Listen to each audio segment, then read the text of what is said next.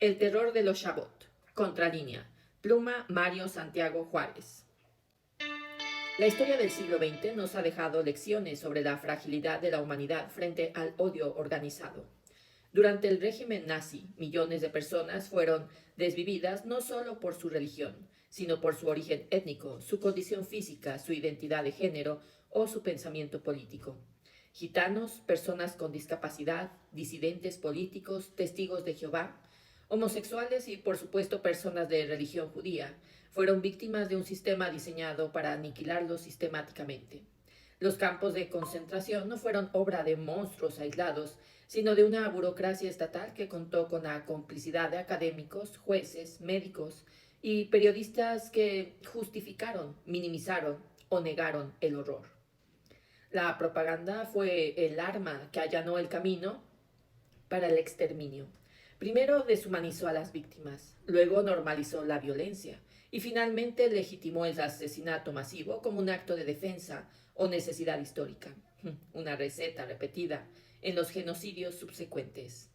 Hoy, Ezra Shabot, periodista y analista político, reproduce en su artículo Genocidio esa misma lógica perversa, con un discurso que se pretende objetivo pero que está cargado de sesgos. Shabot se convierte en un engranaje más de la maquinaria propagandística que en lugar de esclarecer, oscurece y en vez de denunciar, justifica.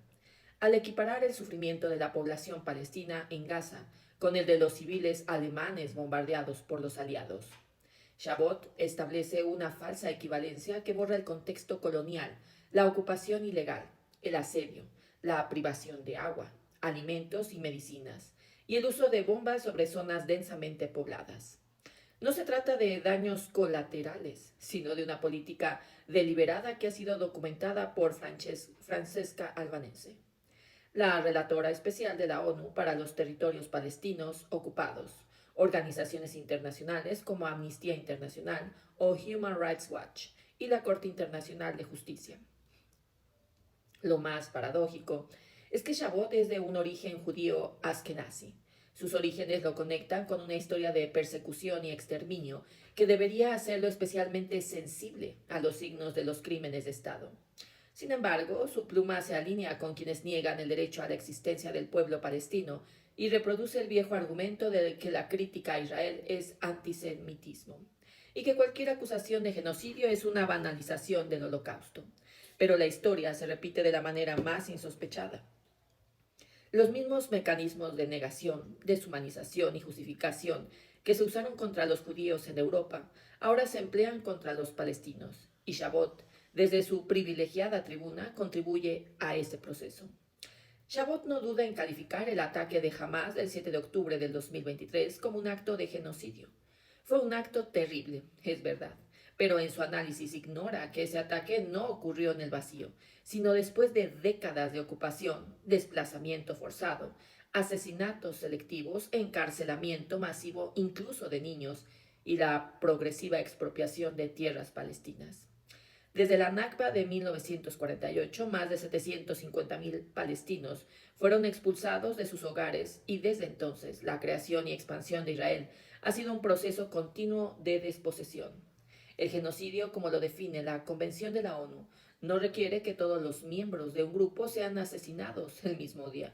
Basta con que se cometan actos destinados a destruir al grupo en su totalidad o en parte de manera sistemática y generalizada, tal como lo ha establecido la Corte Internacional de Justicia en su opinión consultiva de 2024, donde declaró que la ocupación israelí es ilegal y que las políticas aplicadas constituyen un apartheid. Y eso es exactamente lo que está ocurriendo en Gaza. Bombardeos sobre hospitales, escuelas y campos de refugiados, bloqueo de la ayuda humanitaria, eliminación de infraestructura básica y una retórica oficial israelí que habla de animales humanos que deben ser aniquilados.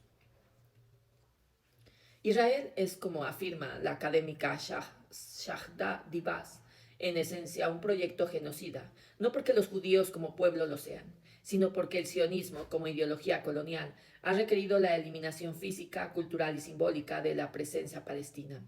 No se trata solo de matar, sino de borrar memorias, apropiarse de la comida palestina como si fuera israelí, cambiar los nombres de las calles árabes por hebreos, enterrar ruinas milenarias bajo parques nacionales, negar la existencia de un pueblo que ha habitado esa tierra por siglos. Esta apropiación cultural es parte del mismo proceso de aniquilación. Si no existes en la historia, no existes en el presente. Si nadie detiene a Israel y a los Shabbat, ese proceso continuará hasta la eliminación total de Palestina, no solo como territorio, sino como memoria y esperanza. Chabot y otros falsos intelectuales se ocupan ahora de tergiversar todo para un público que supone ignorante, pero la verdad se abre paso. Cada vez más personas dentro y fuera de Israel, dentro y fuera del judaísmo, alzan la voz para decir, esto no es autodefensa, es exterminio. La historia nos juzgará no por lo que callamos, sino por lo que dijimos cuando aún era posible detener el horror. Chabot ha elegido su bando, yo y los lectores también. Viva Palestina libre. Fin de la opinión.